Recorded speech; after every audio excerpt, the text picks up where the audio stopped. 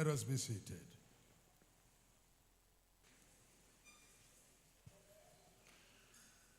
I'll be speaking to you briefly tonight before we get into praying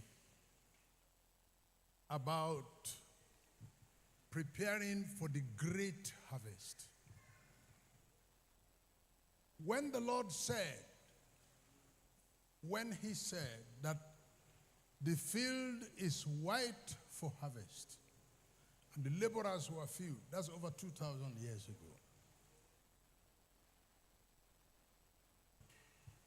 And if at that time the Lord said, the field is white for harvest and the laborers were few, the fewness of laborers compared to the size of the harvest at that time was the matter for great concern for those who have responsibility at it.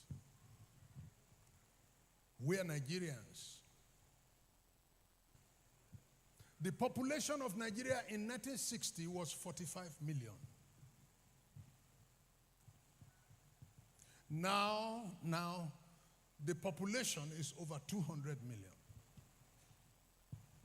So whoever had a responsibility in 1960 to evangelize whatever population was there to evangelize for responsibility, the whole Nigeria in 1960 were 45 million.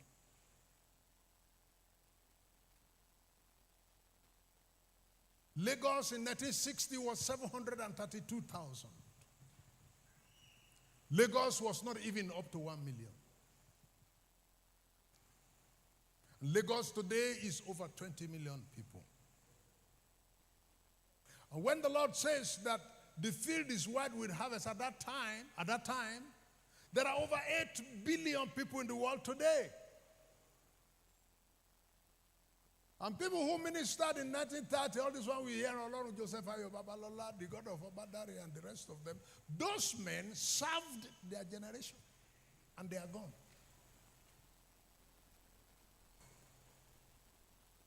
Your own marking scheme will not be the same as with those who lived here 50 years ago.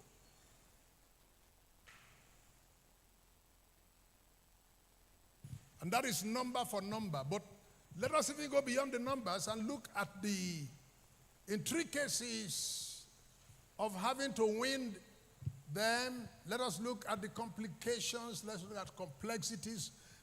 Today's sinner is a more complicated sinner.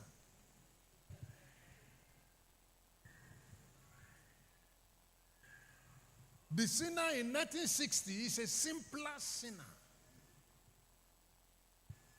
Today's sinner is a scientist, even in the act of sin.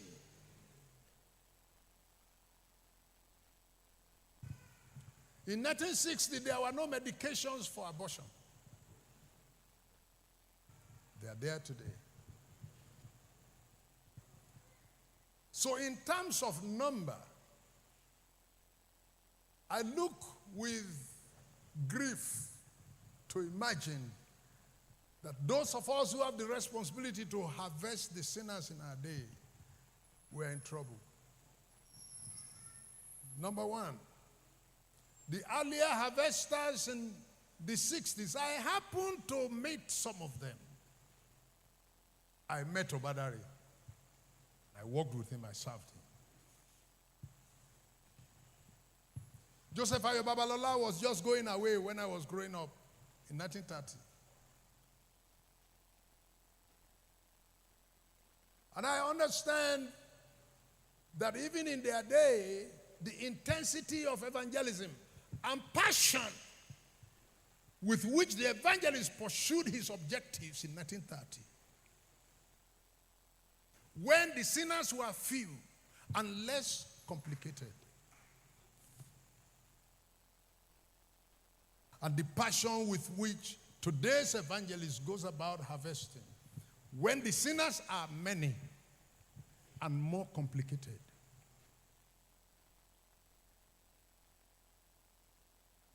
And I was in Ede recently, and I was in Orioke Baba Biye in Ede where Joseph Ayo Babalola died. And Prophet Funsho Akande told me that when Babalola died, that he was just about 10 years old, that he saw him. He came to his father's house in Ede that night and asked for where to sleep. And his father vacated his bed as the best bed in the house and said, "Would you sleep here for the night?" And Joseph Babalola said, "Thank you very much. Can I have a coverlet?" Those men did not even have coverlet.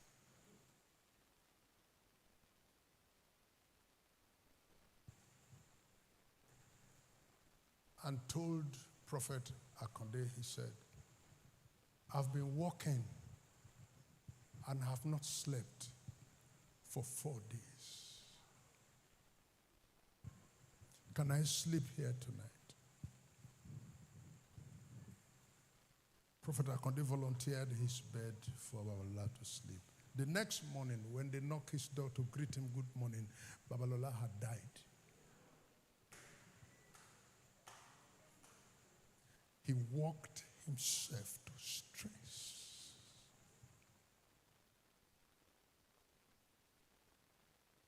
And I asked for the bed on which he died. I wanted to sit there. They said that CAC had sold it to Hausa people who are going to die.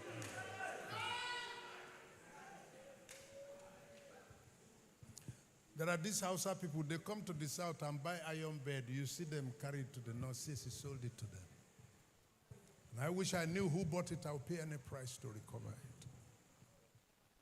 The CAC now has a university where they do research. Those items should have been in a certain museum. But leave that.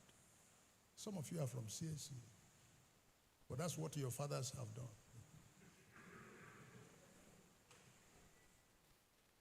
For how much?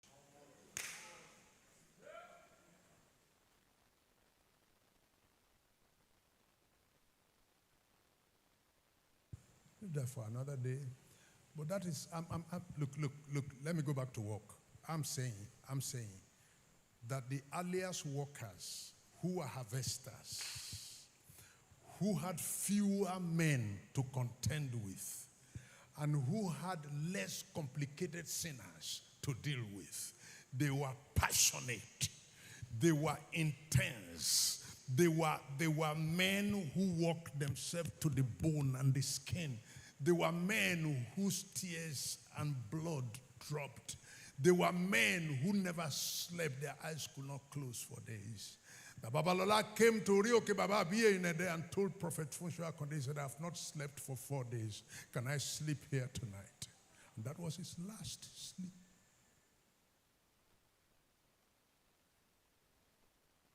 Today we are talking about how to go on holidays in the yacht. Today I read of pastors, Nigerian pastors who are going to cruise in Seychelles. And they're going to cruise on yacht. A Nigerian pastor going on yacht. Well, don't let me bother you. Some of you don't even know what yacht is.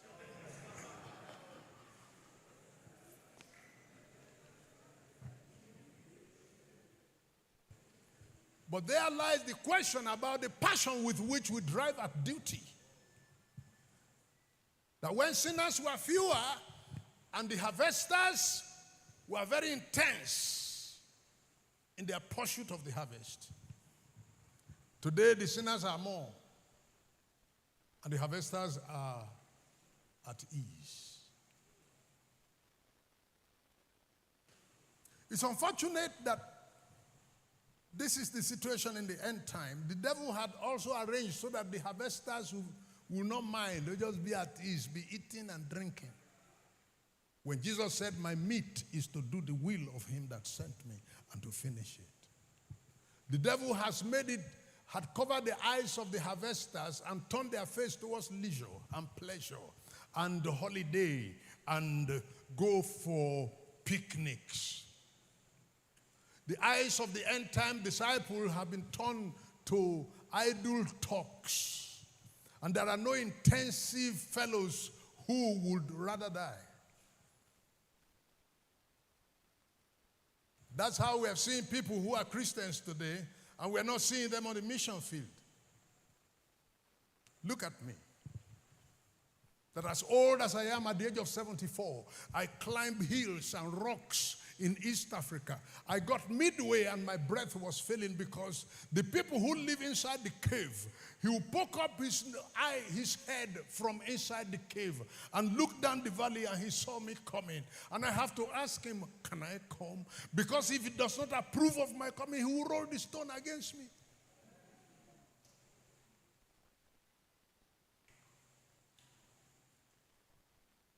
And I got halfway and my breath failed.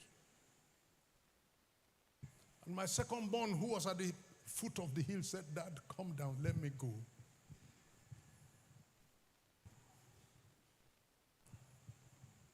I'm not preaching to you what I do not practice. And I'm glad to see practice in the second generation before I die. My third son was marrying. And I'm glad he was marrying a girl from our church. My in-laws are also members.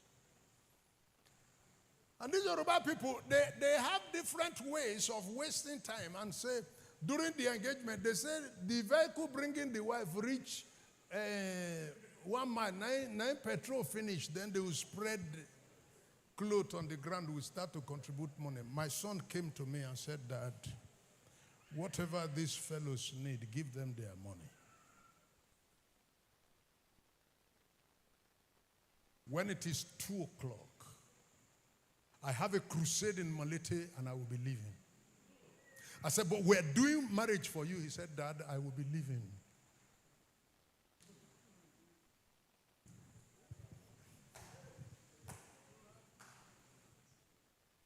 I called the engager, these Yoruba people. They will say the vehicle reach 1 mile, 9 petrol finish. Then they spread clothes down and be singing and dancing.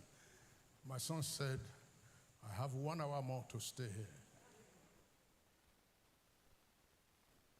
I called the engagers. I said, look, let me pay you.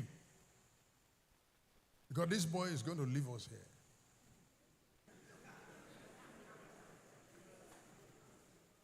And I gave her money. But that thing is in them to be collecting money, small money. And when it was 2 o'clock, my son carried his Bible and told me, he said, Sir, I have a crusade in Molete this evening. Could you please continue with the rest of this program? And carried his Bible and left.